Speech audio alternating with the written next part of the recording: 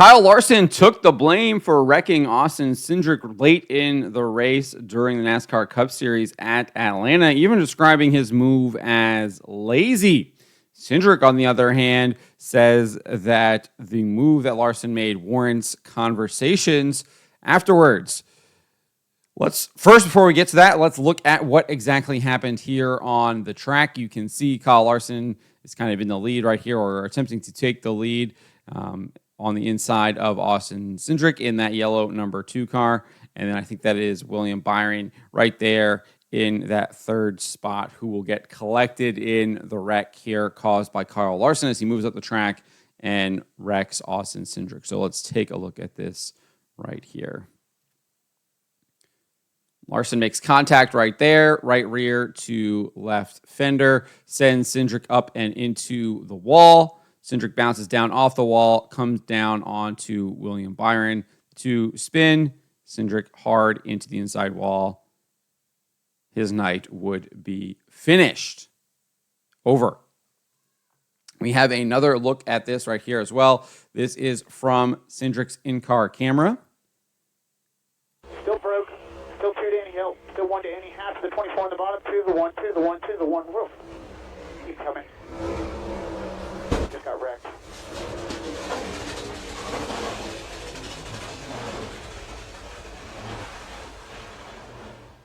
Let me know if you can get going.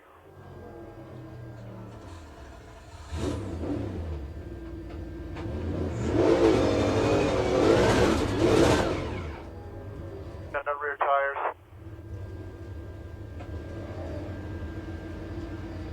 Not clear. Awesome. So that is what Austin Cindric had to say in the car. Not clear. Awesome. Spotter obviously pointing that he just got wrecked, and that is exactly what happened. Kyle Larson did indeed wreck Austin Cindric, and he admits it. This is what he had to say to Kelly Crandall following his third place finish. I thought I was going to clear him a little bit better and just drive in front of him, and he could pick me up down the backstretch. And I think he just got there. He got closer to my right side, quicker than I anticipated. And then I'm tight. My spotter's yelling last second, outside, and I'm trying to give space, because I don't want to get hooked myself in the wall. So I just probably ran him out of space. I haven't seen the replay yet, but I'm assuming that's what happened. It was just a kind of a lazy, drive up the track by my end. So there you go. Kyle Larson admits that he ran him out of space, and then a lazy drive up the track. Again, if you want to watch this replay right here, I think it's abundantly clear that not only does he drive him up the track, he makes contact with him as well. So we can look at this again. Right there's the contact, right rear to left front fender for Austin Cindric. That sends him into the wall. He comes back down and collects William Byron and then goes right into the wall.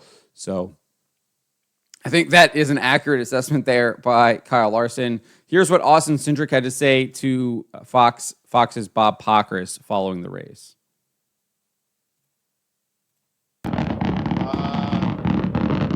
got put in the wall and wrecked and didn't win. Did you feel, obviously, end of the race, Larson did anything? Not clear. Not clear. I don't know what information he's getting, but obviously my car was on his outside, so it definitely merits a conversation. So it's unfortunate because we led a lot of laps and had 4 of the fastest cars in Atlanta and didn't win one of them. So there you go. Austin Cindric clearly not happy, says that the contact from Kyle Larson definitely warrants conversation. So we'll see if they do indeed have that conversation.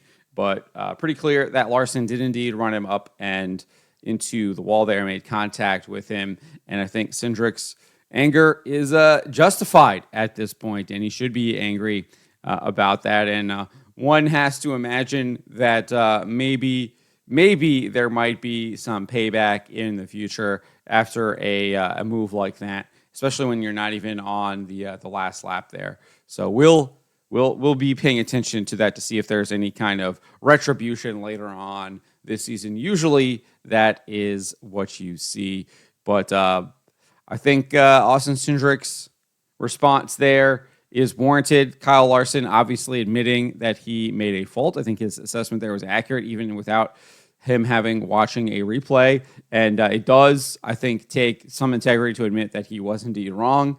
So I do appreciate that from Kyle Larson. I always appreciate his honesty when it comes to things like that, where he does admit that what he has done on the track was wrong and that it was his fault. A lot of guys don't like to do that, so I do appreciate that from Kyle Larson. He can admit when that was his fault. But let me know what you guys make of what both Kyle Larson and Austin Cindric had to say here, and what do you guys expect moving forward? Let me know in the comments below.